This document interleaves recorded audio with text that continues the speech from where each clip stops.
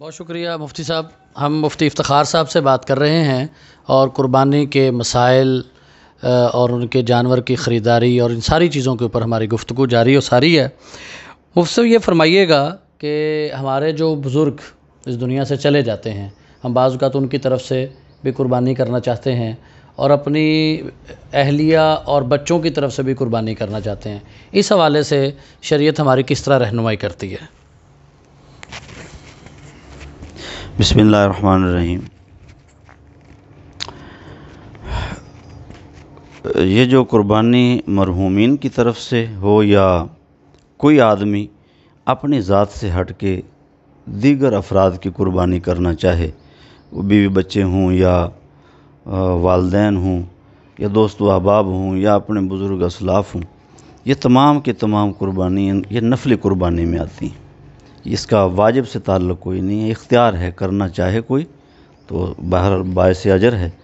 اور اس چیز کا ثبوت نفلی قربانی کا پھر مرحومین کی طرف سے کرنے کا بھی ہمیں رسول اکرم صلی اللہ علیہ وسلم کی تعلیمات سے بھی ملتا ہے، اور ہمیں صحابہ میں سے چند صحابہ کی روایات سے بھی اس چیز کے شواہد ملتے ہیں کہ ان لوگوں نے مرحومین کی طرف سے بھی قربانی کی.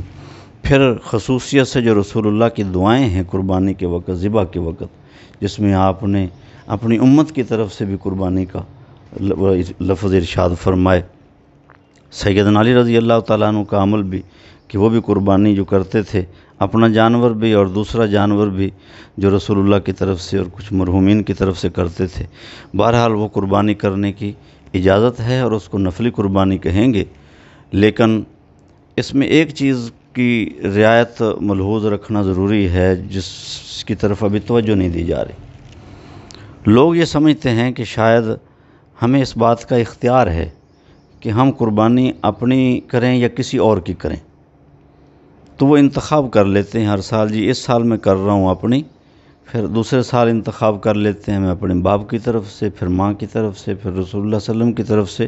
تو یاد رکھیں، اگر آدمی قربانی کرنے والا خود صاحب نصاب ہے تو سب سے پہلے تو اس کو اپنی واجب قربانی ادا کرنا ضروری ہے. واجب کو چھوڑ کے اگر نفلی قربانی کرے گا تو اس کی اس کو اجازت نہیں ہوگی. اپنی کر لے، اپنی کرنے کے بعد پھر شریعت اس کو اجازت دیتی ہے. اگر تجھے ہمت ہے تو تو جس کی چاہے مرحومین میں سے کسی کی کرنا چاہے، زندوں میں سے کسی کی کرنا چاہے تو کر سکتے.